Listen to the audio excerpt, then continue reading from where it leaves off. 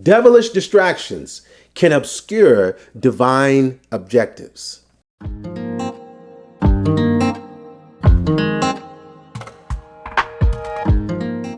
Grace and peace, everybody. Welcome to Sabbath School Study Group. This is it for this series. Fifth part of this 5-part series, Healing the Paralytic.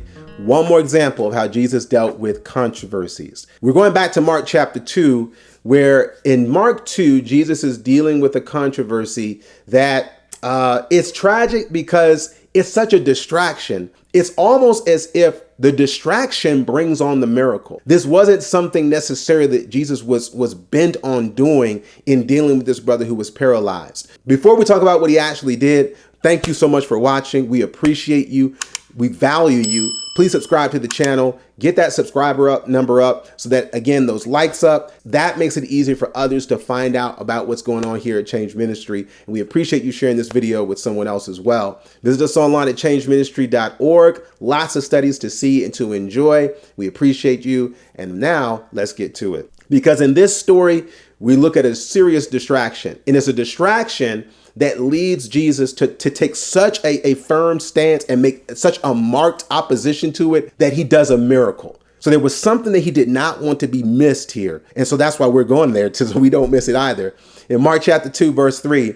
So what happens is they come to Jesus bringing one sick of the palsy, which was born of 4. So you have a man who's paralyzed and he's carried by 4 people. And when they could not come nigh unto him for the press, because they were so crowded, they uncovered the roof where he was. And when they had broken it up, they let down the bed wherein the sick of the palsy lay.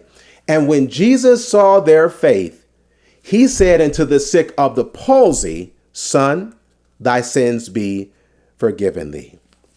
This is a miracle. I know it's not the miracle that we usually think about because we have a different scale in our minds, but in the eyes of God and at the heart of Christ, this is a miracle. This is somebody who'd been looking for reconciliation and for a peace because it had actually either led to this palsy or the lifestyle that this person was living resulted in the palsy.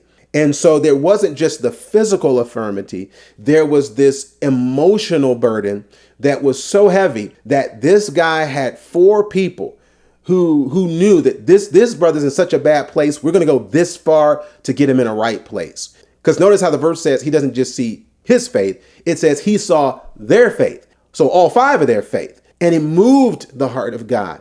And it touched Jesus in a way that it led him to say, you know what? I got to call this out. I'm not going to let this brother get away just by walking away. I'm going to forgive his sins. We don't know what brought him there, but the Lord does. And he pardoned him. He gave him grace. That's a miracle. But then comes the devilish distraction. The missing of the boat. The proverbial missing of the boat. Where it says in verse 6, there were certain of the scribes sitting there and reasoning in their hearts. Isn't it ironic? These were supposed to be scribes. Shouldn't they have been writing something? But no, they're reading Christ. But anyway, there were certain scribes there and reasoning in their hearts, human reasoning. Why did this man thus speak blasphemies? Who can forgive sins but God only?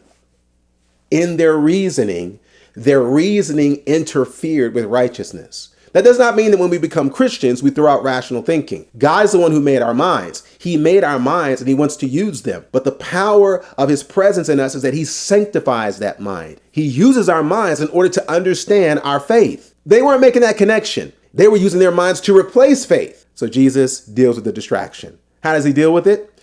It says, and immediately when Jesus had perceived in his spirit that they so reasoned within themselves, he said unto them, this is beautiful because they don't say this outright. This is the prophetic gift.